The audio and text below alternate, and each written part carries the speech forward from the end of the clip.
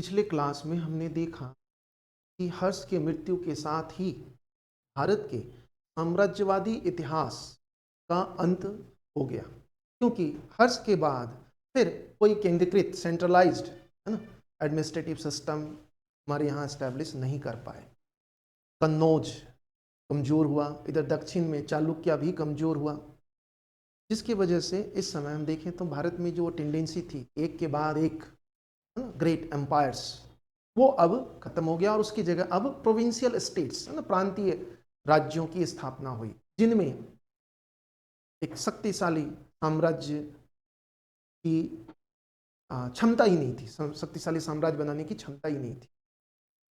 इसी का परिणाम यह हुआ कि इस समय हमारे देश में जो राजनीतिक एकता थी वो कमज़ोर हुआ, दुर्बल हुआ, और इसका फायदा इस समय हम देखते हैं विदेशी ताकतें ना, इसी समय हम देखते हैं बहुत सारे विदेशी आक्रमण शुरू होता है इसी समय से। तो भारत में हम देखें तो सबसे पहले इस समय हम देखें पूर्व मध्यकाल में, तो सबसे पहले जो आक्रमण होता है वो अरब आक्रमण, अरेबियंस का इन्वेजन। अरब आक्रमण है ना कहाँ होता है, तो ये सिंध वाले रीजन में है ना, सिंध। तो आज हम लोग देखने जा रहे हैं सिंध का इतिहास, हिस्ट्री ऑफ सिंध।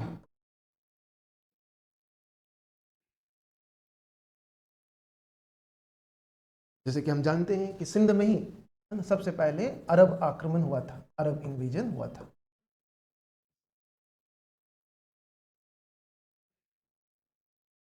तो ये अरब आक्रमण के बारे में हमें कहाँ से जानकारी मिलती है? सबसे पहले इससे रिलेटेड सोर्सेज हम देखें तो इसके सोर्स क्या हैं? तो पहला है चचनामा। चचनामा ये जब अरब इन्वेजन हुआ, मतलब 712 में अरब आक्रमण हुआ, उसके बाद ये पुस्तक लिखी गई है और यह अरबी भाषा में लिखा गया है, अरबी भाषा में चचनामा। ठीक, इसके ऑथर के बारे में हमें जानकारी नहीं है।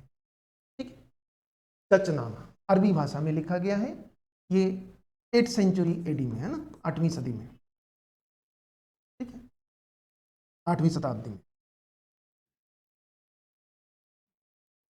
8th सेंचुरी एडी में, तो 712 के बाद कभी ये पुस्तक लिखा गया होगा। और यही पुस्तक, इसी पुस्तक से हमें अरब आक्रमण के बारे में, सिंध में जिस तरह से जो अरब आक्रमण हुआ था उसके बारे में जानकारी मिली।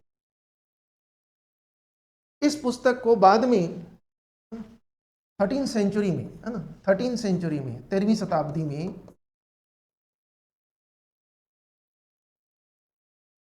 इसका फारसी में अनुवाद हुआ था, फारसी भाषा में अनुवाद हुआ, फारसी अनुवाद। किसने किया ये फारसी ट्रांसलेशन? तो ये फारसी अनुवाद किया था अल कूफी, अल कूफी, अल कूफी या अली कूफी कह सकते हो। इसी ने इसका फारसी में अनुवाद किया था। कब? 13th सेंचुरी में, जब कुबाचा, नासरुद्दीन कुबाचा सिंध का शासक था। हम जानते हैं कि इल्तुतमिश कुबाचा, सॉरी कुबाचा, नासरुद्दीन कुबाचा, कुबाचा के समय में, कुबाचा नहीं है ना, कुबाचा कौन था? जैसे हम जानते हैं मोहम्मद गौरी के 3 बड़े कमांडर्स थे, कुतुबुद्दीन ऐबक, नासरुद्दीन कुबाचा और इख्तियारुद्दीन यल्दूज। तो इन लोगों ने, मोहम्मद गौरी के बाद उन लोगों ने अपने राज्य है ना अलग अलग बांट लिया था। तो कुबाचा सिंध का शासक था। तो इस समय कब की बात कर रहा हूँ? 13th सेंचुरी, 1200 के बाद, 1200 लगभग 1210-12 की बात है, 1210 और 12 ईस्वी के आसपास की बात है। अल कूफी, कुबाचा ने क्या कराया? अल कूफी से अनुवाद करवाया। अल कूफी ने इसका फारसी में अनुवाद किया, किसका? चचनामा। चचनामा का ट्रांसलेट किसने किया? अल कूफी ने। फिर इससे हमें पता चला कि हमारे यहाँ इस समय, इस टाइम 712 ईस्वी में अरब इन्वेजन हुआ था। फिर ब्रिटिश एरा में इसका इंग्लिश ट्रांसलेशन भी हुआ है। लेकिन इस इंसिडेंट के बारे में, अरब आक्रमण के बारे में हमारे पास जो इमीडिएट, जो तत्कालीन जो सोर्स है वो यही है, चचनामा। हाँ, इस पर बाद में भी काफी सारे किताबें लिखी गई है। जैसे एक पुस्तक है, एक लेखक है अल बिलादुरी, अल बिलादुरी, जिनकी पुस्तक का नाम है फुतु फुतु उल बलदान, फुतु उल बलदान। इससे भी हमें अरब इन्वेजन के बारे में जानकारी मिलती है, लेकिन ये काफी बाद में लिखे गए हैं। ठीक है। इसके अलावा अल बरूनी की पुस्तक है, अल बरूनी, जो महमूद गजनवी के साथ था। अल बरूनी, इसने किताब उल हिंद, किताब उल हिंद, इससे भी हमें, ये तो ऐसे सभी पूरे भारत के बारे में जानकारी देता है पुस्तक, इसके लिए इसको इसलिए इसको इस पुस्तक को द बुक ऑफ इंडिया कहते हैं। इससे भी हमें अरब इन्वेजन के बारे में जानकारी मिलती है। और एक इस टाइम के ही एक, है ना, राजपूत डायनेस्टी के यहाँ एक विद्वान थे, जैन विद्वान आचार्य हेमचंद्र, हेमचंद्र। इनकी बुक है द्वास्त्र काव्य, द्वास्त्र काव्य, इनकी पुस्तक का नाम है।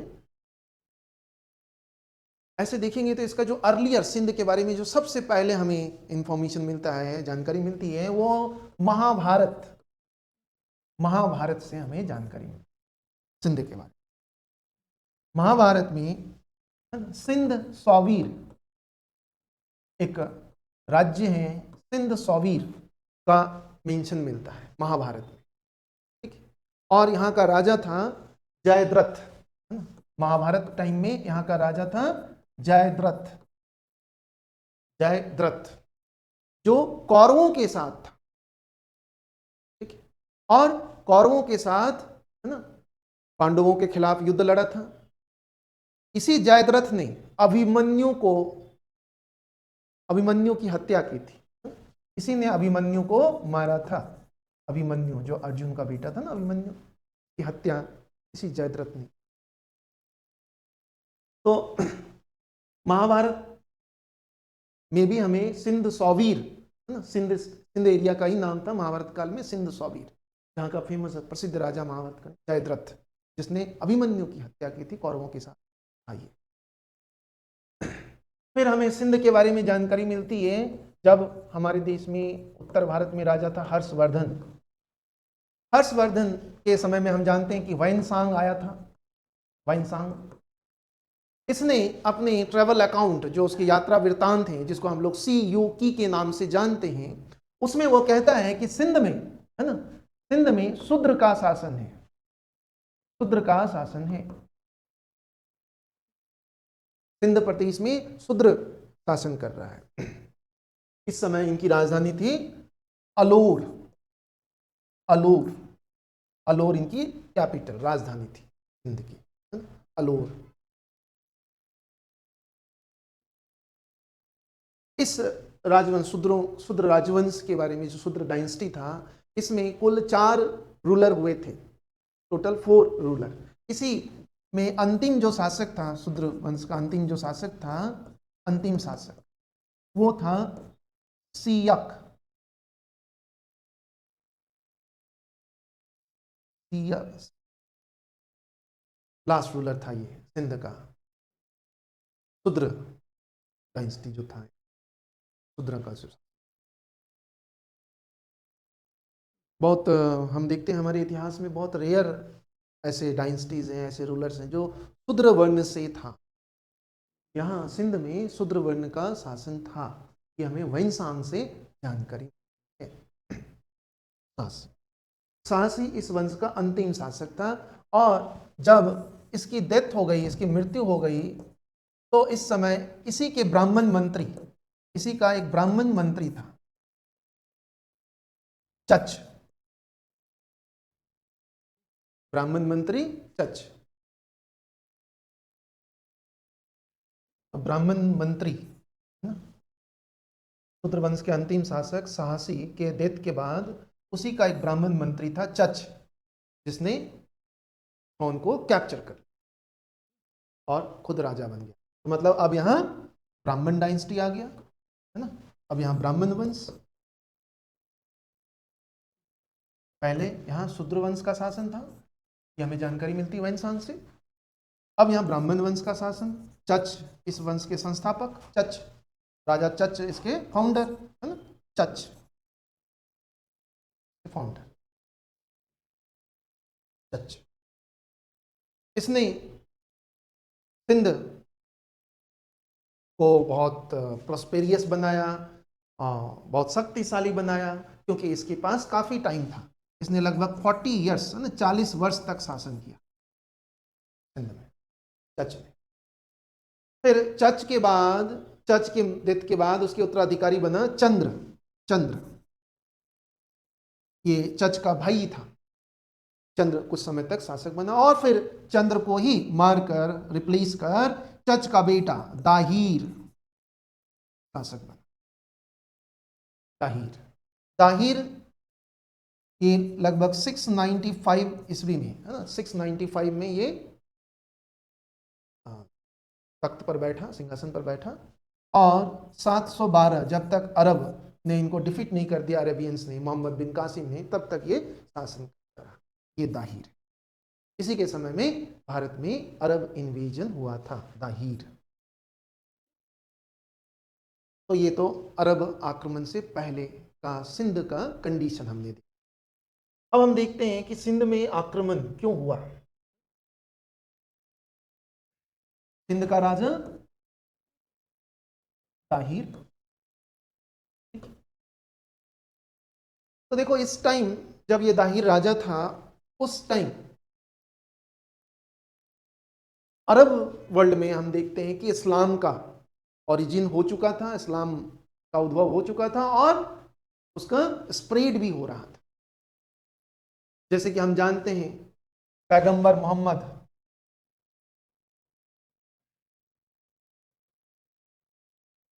पैगंबर मोहम्मद इन्होंने इस्लाम को एस्टैब्लिश किया। ये प्रोफेट थे, अल्लाह के, ईश्वर के। इससे पहले अरब क्षेत्र में मूर्तियों की पूजा होती थी, पत्थरों की पूजा होती थी, बहुत तरह के कबायली धर्म था वहाँ। प्रोफेट मोहम्मद ने इस्लाम को वहाँ एस्टैब्लिश किया और इसके लिए उनको काफ़ी स्ट्रगल भी करना पड़ा। हम जानते हैं कि 622 ईस्वी में इनको हिजर करना पड़ा था, मतलब पलायन करना पड़ा था मक्का से मदीना। फिर 632 ईस्वी में जब इनकी डेथ हुई, तो डेथ से पहले ही उसने अपना सक्सेसर खलीफा अपॉइंट किया था। खलीफा, पहला जो खलीफा थे वो अबू बकर, अबू बकर पहला खलीफा। फिर अबू बकर के बाद उमर दूसरे खलीफा हुए थे। फिर उमर के बाद उस्मान भी हुआ था। लेकिन जब उमर खलीफा थे जब, तो इसी समय से हम देखते हैं कि इस्लाम का प्रसार पूर्व की तरफ,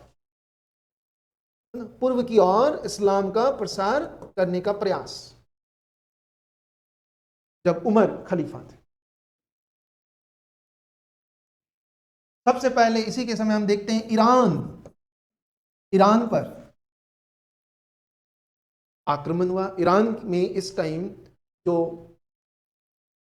पारसी रूलर था, जो पारसी शासक थे इस टाइम ईरान में, वो परास्त हो गया। इस टाइम देखेंगे ईरान में जो पारसी रूलर था, पारसी शासक यज्द, यज्द गुर्द, यज्द गुर्द को डिफीट किया इस टाइम। पार्सियन जो रूलर था ईरान में, ईरान मूलतः देखें तो पारसियों का देश था, पारसी एक रिलीजन हम जानते हैं। तो इस समय इस्लाम का आक्रमण हुआ और ईरान में जो पारसी रूलर था यज्द गुर्द, वो डिफीट हो गया और इस समय ईरान पर इस्लाम का आधिपत्य, डोमिनेंसी स्टार्ट। अधिकतर पर्सियन को इस समय तो फोर्सफुली इस्लाम कन्वर्ट कराया और कुछ पारसियन तो वहां से भागे। देखते हैं पारसियों का भारत में प्रवेश अरब सागर के मार्ग से। देखेंगे आज भी पारसी हमारे बॉम्बे, महाराष्ट्र, गुजरात में ही रहते हैं। पारसी भी एक हमारे यहाँ माइनॉरिटी है, एक ऐसा माइनॉरिटी है जिसकी ईयर बाई ईयर पॉपुलेशन अब घट रही है, जो बहुत ही टेंस वाली गंभीर बात नहीं होना चाहिए। तो ईरान से भागकर ये आए थे पारसी इसी समय, ठीक है। और इसी के समय हम देखते हैं उमर के समय में, खलीफा उमर के समय में ही भारत के जो समुद्र तटीय क्षेत्र है, जो कोस्टल एरिया है, जैसे इस वाले क्षेत्र पर आक्रमण हुआ था, गुजरात वाले क्षेत्र। तो प्रयास तो कर रहा था अरब भारत में आने का, पहले से ही अरबी इस्लामिक इस्लाम का प्रसार करने का कोशिश पहले से ही चल रहा, लेकिन फाइनली सक्सेस मिला अरबियों को कब? दाहिर के समय, राजा दाहिर के समय सिंध क्षेत्र में उनको सफलता मिली, सिंध में मिली।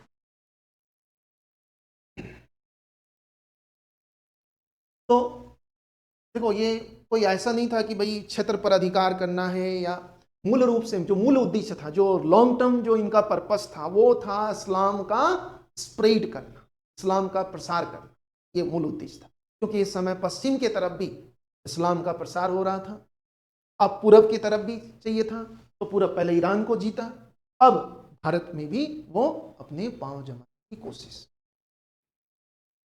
इसी संदर्भ में हम देखेंगे सिंध पर अरब आक्रमण।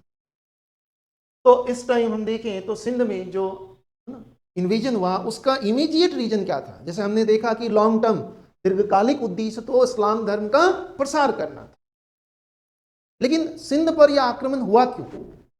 बहाना क्या था? एक्सक्यूज क्या दिया? तो जब सिंध का राजा दाहिर, ये बहुत योग्य शासक था, बहुत शक्तिशाली शासक था दाहिर, मैंने बताया कि 695 से लेकर 712 ईस्वी तक शासन राजा दाहिर। तो ये आक्रमण क्यों हुआ? तो इस टाइम अरब क्षेत्र का व्यापार होता था, अरब वाले व्यापार भी करते थे अरबियन सी के थ्रू, अरब सागर के माध्यम से। सिंगल देश है ना, श्रीलंका से एक जहाज काफी सारे सामान के साथ अरब जा रहा था। तो इस समय सिंध के पास ही अरब सागर में, जो सिंध का जो प्रसिद्ध बंदरगाह था देवल, उसके पास में ही अरब सागर में इनके अरबियों के एक माल से भरे जहाज को पायरेट्स ने, समुद्री डाकुओं ने लूट लिया। तो अरब शासक, अरब गवर्नर, इस समय जो इराक का गवर्नर था अरब में, अल हजाज, जो खलीफा का रिप्रेजेंटेटिव था, खलीफा ही एक तरह से इस समय शासक तो खलीफा थे, लेकिन खलीफा पूरे अरब क्षेत्र में कैसे शासन करते थे? तो गवर्नर्स अपॉइंट करते थे अलग अलग एरिया। तो इस समय इराक का गवर्नर था अल हजाज, उसने सिंध के रूलर ताहिर पर हर्जाना इंपोज कर दिया, कंपनसेशन, कि भाई तुम्हारे क्षेत्र में, तुम्हारे टेरिटरी में हमारे जहाज को लूट लिया गया है, तो तुम रिस्पॉन्सिबल हो, इसलिए तुम्हें पनिश करते हैं हम, मतलब तुम्हें जुर्माना देना पड़ेगा। ताहिर ने सीधे सीधे उसको डिनाई कर दिया कि हम नहीं है इसके लिए रिस्पॉन्सिबल, और इसलिए हम कोई जुर्माना नहीं देंगे। तो इससे जो इराक का गवर्नर था अल हजाज, वो नाराज हो गया और उसने अटैक कर, और इस आक्रमण को, अरब जो आक्रमण हुआ था, इस आक्रमण का नेतृत्व किया था अल हजाज का ही दामाद था मोहम्मद बिन कासिम। मोहम्मद बिन कासिम, जो इस समय सिर्फ 16 साल का था, और उसी ने इस आक्रमण को, इस इन्वेजन को लीड किया था, नेतृत्व किया था, मोहम्मद बिन कासिम। 712 ईस्वी।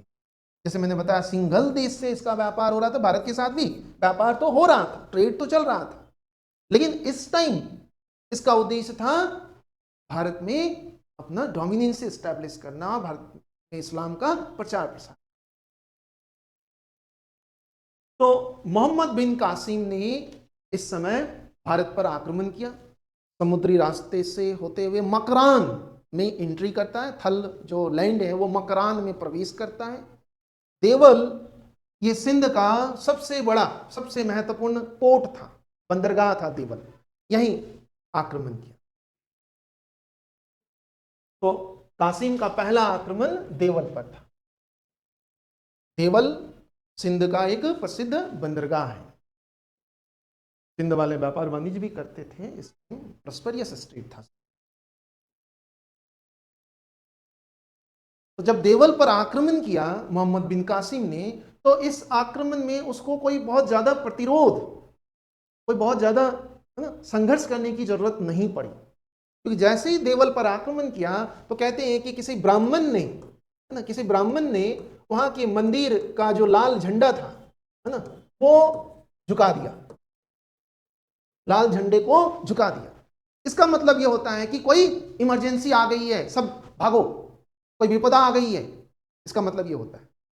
तो जैसे ही आक्रमण हुआ तो किसी ब्राह्मण ने उस मंदिर के लाल झंडे को गिरा दिया, देवल के मंदिर की। इससे क्या हुआ, सब घबरा गए और सब भागे वहां से, वहां की जो जनता थी। और इस तरह से देवल पर बहुत ही आसानी से आधिपत्य स्थापित। निरून, है ना, दूसरा जो था वो था निरून, उस पर भी विजय प्राप्त, निरून को भी जीत लिया। पहला देवल, दूसरा निरून, निरून पर भी विजय प्राप्त। ठीक, कहते हैं कि इस विजय में भी मोहम्मद बिन कासिम को बहुत ज्यादा एफर्ट लगाने की जरूरत नहीं पड़ी थी। क्यों? क्योंकि इसमें, इस विजय में बौद्ध भिक्षुओं ने, है ना, जो बौद्ध मॉन्क्स थे, उन्होंने, है ना, भिक्षुओं ने कासिम को मदद किया, कासिम को मदद किया। मतलब कासिम ने बौद्ध भिक्षुओं की मदद से निरून को जीत लिया।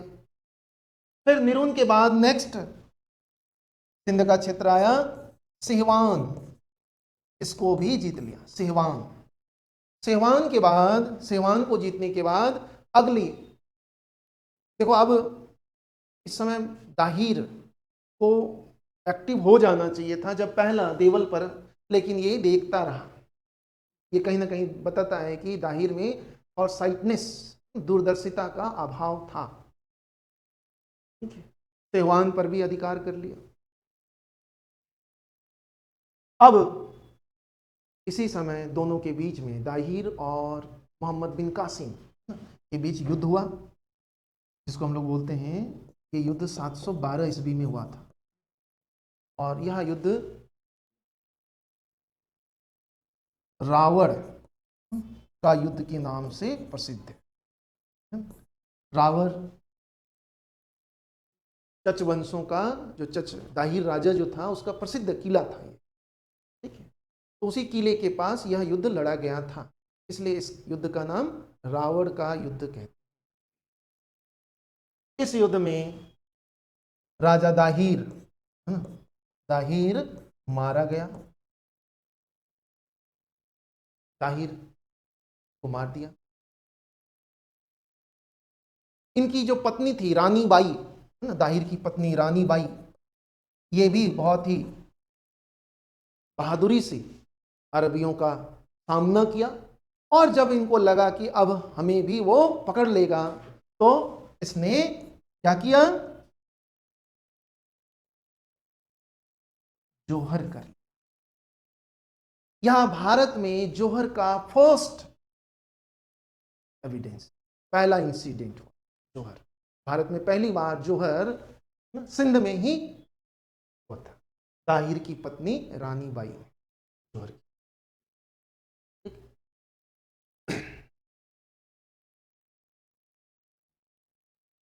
दाहिर जब परास्त हुआ तो इसका बेटा, दाहिर का बेटा जय सिंह,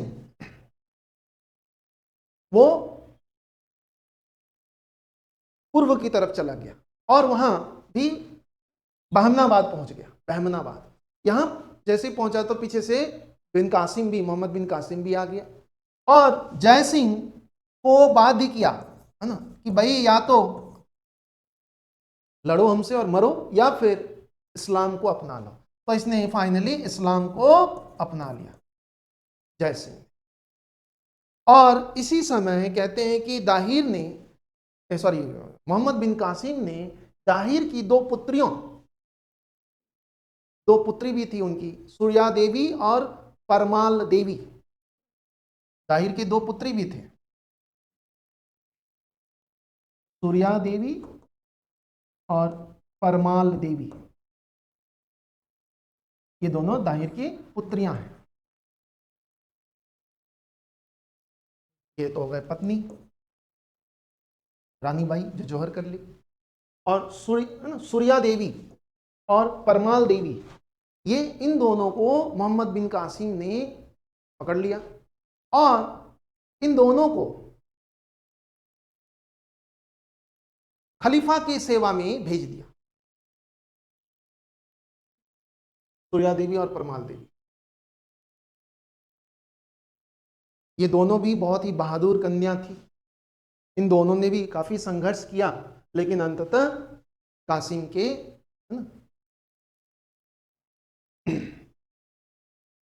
कैद से निकल नहीं पाया, तो फिर कासिम ने इन दोनों को कैद करके खलीफा की सेवा में भेज दिया।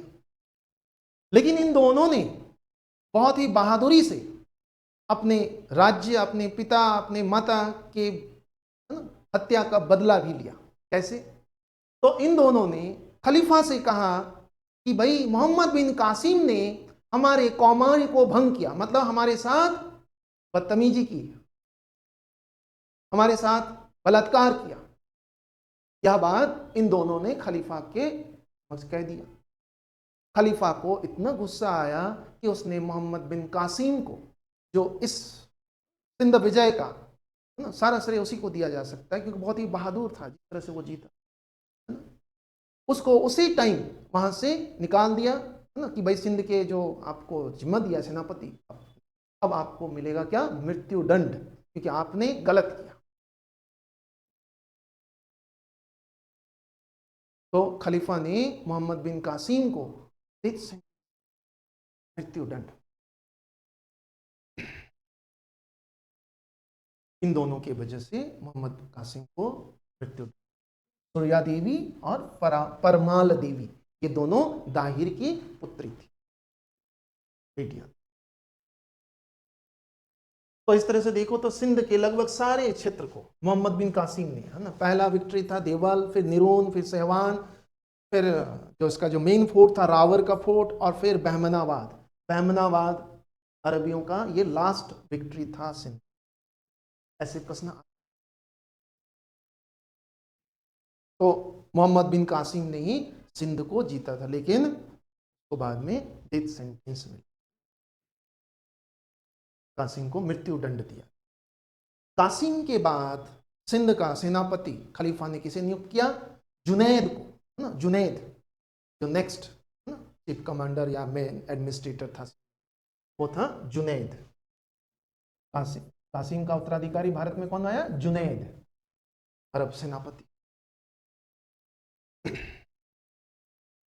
इसने भी सिंध में रहकर, सिंध को तो ऑलरेडी कैप्चर कर लिया था, सिंध से वो अब भारत की तरफ आक्रमण करने का प्रयास किया, लेकिन इसके आक्रमण को विफल कर दिया। मतलब जुनैद सिंध से आगे बढ़ ही नहीं पाया, उसको रोक दिया गया। तो किसने रोका? सिंध से आगे बढ़ ही नहीं पाया, तो उसको रोका किसने? तो नागभट्ट, गुर्जर प्रतिहार रूलर था नागभट्ट। ललिता आदित्य कश्मीर का रूलर था।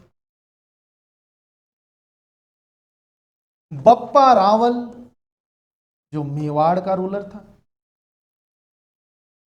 बप्पा रावल। इन सब ने मिलकर, है ना, इन सब ने मिलकर इस अरब इन्वेजन को रोक दिया, और इस तरह से सिंध से कभी वो आगे बढ़ ही नहीं पाया। एक मालवा का शासक भी था यशोवर्मन। इन सब ने अरबियों को डिफीट करने में ग्वालियर यूलॉजी प्रशस्ति लिखवाया। उस प्रशस्ति से हमें यह पता चलता है कि नागभट्ट ने अरबियों को डिफीट किया, और इसमें नागभट्ट का साथ दिया था बप्पा रावल ने। बप्पा रावल वो कहता है कि इस युद्ध में नागभट्ट का सहयोग किया था और सेनापति था बप्पा रावल। ग्वालियर इंस्क्रिप्शन से पता चलता। बप्पा रावल ने अरबियों को डिफीट किया था, अरबियों के भगाने में इसका बहुत बड़ा योगदान था। ये जानकारी हमें एकलिंग महात्म और कुंभलगढ़ प्रशस्ति से भी पता चलता है कि इसने विदेशियों पर, है ना, प्रहार किया था, विदेशियों को, है ना, को मार भगाया था, ऐसा हमें जानकारी मिली। और सिर्फ मार ही भगाया नहीं था, बल्कि इनका, है ना, अरबियों का पीछा किया था, भगाया और भागते हुए को पीछा किया। और बप्पा रावल पीछा करता हुआ वो अफगानिस्तान गजनी तक चला गया था। और फिर जब लौट रहा था तो लौटते समय बप्पा रावल ने हर एक 100 मील में एक सैन्य छावनी बनाया, सैनिक कैंप, जहां 1,000 सैनिक अपॉइंट किया ताकि वापस कोई आ ना पाए। इसी में इसने, बप्पा रावल ने रावलपिंडी में भी, रावलपिंडी इसी के नाम पर, रावलपिंडी इसी ने बसाया, बप्पा रावल ने ही, रावलपिंडी पाकिस्तान में जो रावलपिंडी है, बप्पा रावल ने ही एस्टैब्लिश, यहां भी एक सैनिक कैंप बनाया था, रावलपिंडी, बप्पा रावल।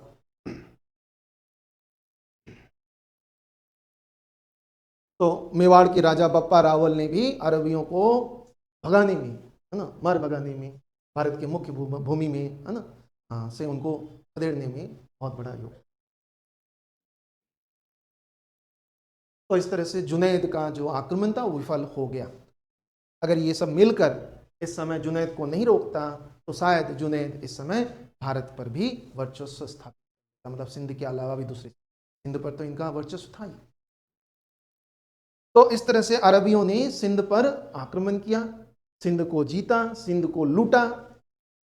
मोहम्मद बिन कासिम ने जब मुल्तान पर आक्रमण किया था, मुल्तान को जीता, तो देखा कि मुल्तान में बहुत सारा उसको सोना मिल गया मुल्तान में। तो कासिम ने इस मुल्तान शहर को सिटी ऑफ गोल्ड कहा था, सिटी ऑफ गोल्ड मुल्तान को, मोहम्मद बिन कासिम। आप समझ सकते हो कि किस तरह का प्रोस्पेरियस, एक समृद्ध राज्य था सिंध, जिसको अरबियों ने जीत लिया। तो ये जो घटना थी अरब आक्रमण, इसका हम देखें तो हमारे, है ना, अब इसके प्रभाव के बारे में थोड़ी सी बात कर लें। तो इसके प्रभाव, राजनीतिक प्रभाव बिल्कुल नाम मात्र के रहा। क्यों? क्योंकि देखें तो ये जो सिंध पर जो आक्रमण किया अरबियों ने और जीता, वो सिंध तक ही सिमट कर रह गया, सिंध से कभी आगे नहीं बढ़ पाए। बाद में देखेंगे महमूद गजनवी और फिर मोहम्मद गौरी, वो सिंध को जीत कर फिर भारत के मुख्य भूमि पर भी पहुंचा।